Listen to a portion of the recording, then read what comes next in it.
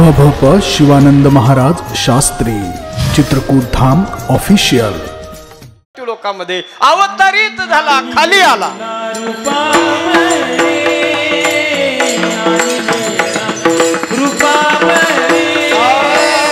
आणि लाहे रूपा बळे आणि येरा रूपा बळे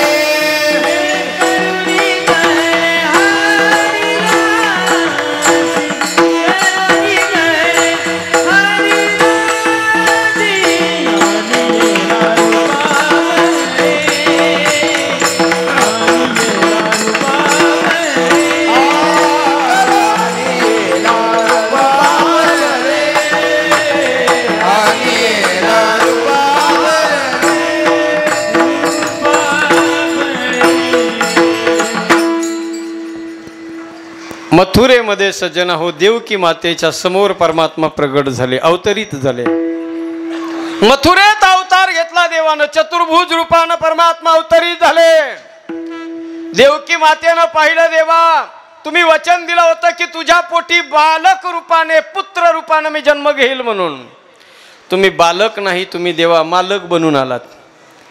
कारण माणूस बनून येणार होते देवा, तुम्ही 4 हाताचे होऊन आलात, चतुर्भुज। माणूस 4 हाताचा नसतो, 2 हाताचा असतो, तुम्ही 2 हाताचे बना। भगवान परमात्म्याने सांगितलं, मा मी 4 हाताचा यासाठी बनून आलो आहे। भगवंतानं सांगितलं, जे भक्त मनातून अंतकरणातून माझी भक्ती करतात त्या भक्ताचं रक्षण मी 2 हातानं नाही करीत, 4 हातानं त्या भक्ताचं रक्षण करतो। त्या भक्ताच्या जीवनामध्ये काहीच कमी पडू देत नाही।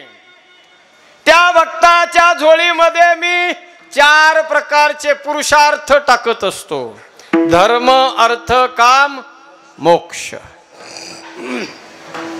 परमात्मा चतुर्भुज झाले। देवकी मातेनं प्रार्थना केली, देवा तुम्ही 2 हाताचे व्हा। 2 हाताचे झाले। माँ अब तो ठीक है। मैया बोली, भगवान आप 2 हाथ के तो बन गए हो, इंसान बन गए हो, लेकिन बालक बनने का वादा किया था, अब बालक बन जाइए। परमात्मा नवजात शिशु की तरह बालक बन गए। माँ लो मैं बालक बन गया, अब तो ठीक है। माँ ने कहा, नहीं भगवान आपने कहा था बालक बन जाऊंगा, अब बालक तो बन गए हो लेकिन बातें बड़ों की तरह करते हो। बालक जन्म लेता है तो बोलता नहीं हो, तो रोना शुरू करता है, आप भी रोना शुरू करो।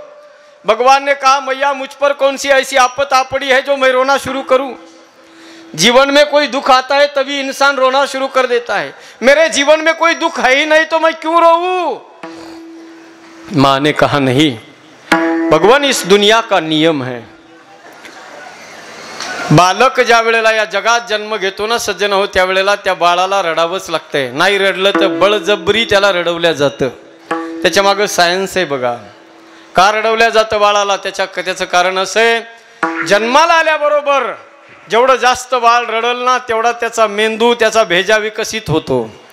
आणि जर बाळ जन्माला आलं ते रडलंच नाही ना तर मंद बुद्धीचं बालक जन्माला येते, म्हणून त्याला जन्माला आल्याबरोबर खूप रडू दिल्या जातं।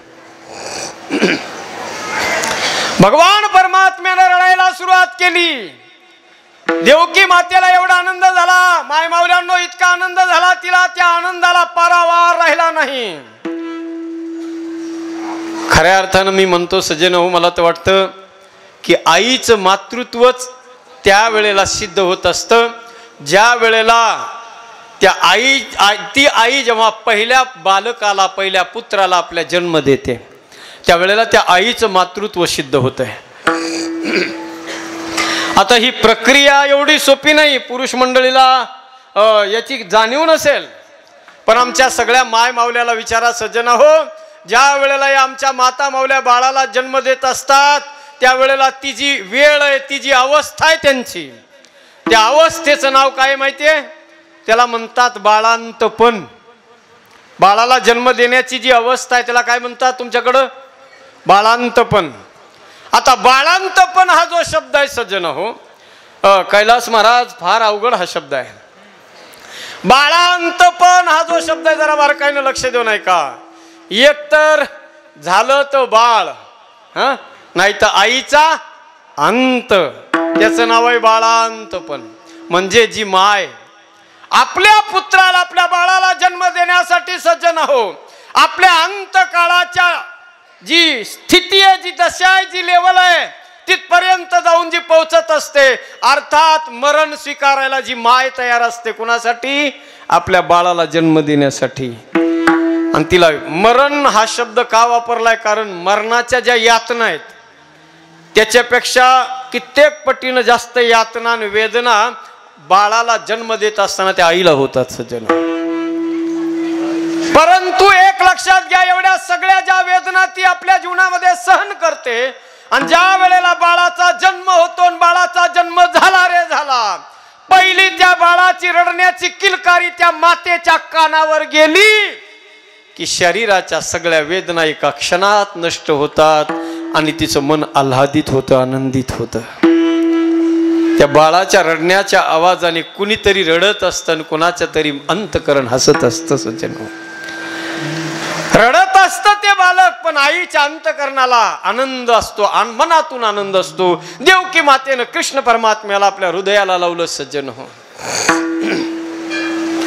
पण तो आनंद तिचा जास्त काळ टिकला नाही. पुन्हा एका क्षणात जराशी स्तब्ध झाली आणि पुन्हा गहीवरून आलं तिला. सोडा सोडा मिठी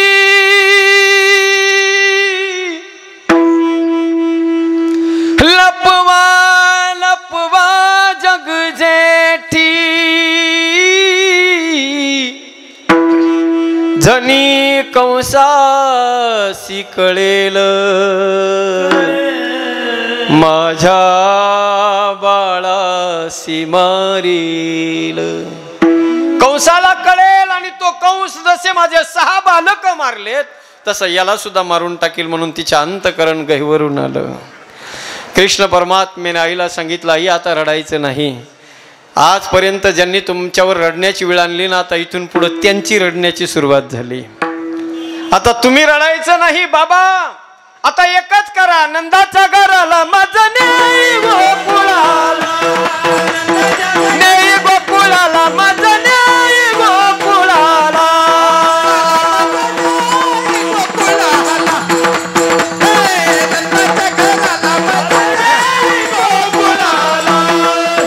हरी माया उपादली तेथे, ठेवी मजाली येथे,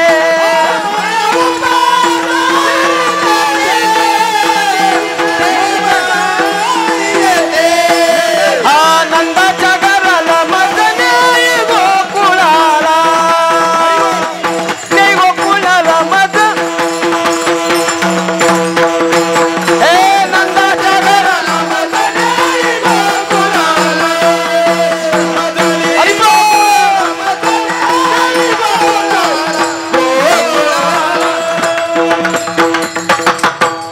वाह.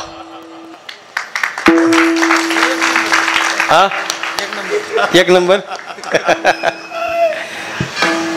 ज्याला ज्याला भजन म्हणता येते, मोडकं तोडकं, स्वरात बेसुरात आपसुरात, कसं बी बरेचशा सगळ्याला म्हणता येतं ना, भजन म्हणता येतं. जे जे माणसं भजन म्हणतात ना, पुरुष मंडळी महिला मंडळी, कुणाला बी शास्त्री महाराज कुणाला बी हे प्रमाण म्हणायला लावा तुम्ही, लगेच ते सुरू करणार. नंदाच्या घराला मजने गोकुळाला. स्वर बंद झाला. चाल फार गोड आहे बघा, चाल फार गोड आहे, परंतु जी जुन्या चाली बसवलेल्या आहेत संतांनी लावलेल्या आहेत, मला वाटतं आमच्या बीड जिल्ह्याचं वैभव बंकट स्वामी महाराज, बऱ्याचशा वारकरी संप्रदायामधल्या चाली त्यांच्या आहेत. परंतु काही काही चाली आणि त्यांच्या चाली जर बघितल्या तर जसं अभंगाचा अर्थ असेल त्या पद्धतीने चाली लावलेल्या आहेत.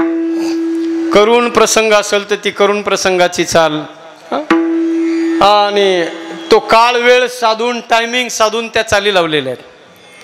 आता ही वेळ बघा, माझ्या भगवान कृष्ण परमात्म्यानं बापाला सांगितलंय, बाबा आता इथे वेळ घालत बसू नका तुम्ही. मला आता इथून पहिलं उचला, पटकन उचला आणि चटकन कुठं नेऊन सोडा, गोकुळात नेऊन सोडा. प्रक्रिया किती फास्ट झाली पाहिजे. मला इथून काय करा, तुम्ही फास्ट मध्ये आता उचला आणि लगेच घेऊन चला. मग आता क्रिया जशी फास्ट आहे तशी चाल बी तशीच पाहिजे ना. नाही तर दमाने जर असं म्हणत बसलो आपण, नंदाच्या घराला मजने गोकुळाला, तोपर्यंत इतका वेळ जर घेतला तर कंसाला कळन आणि कंस कृष्णाला उचलून घेऊन जाईल.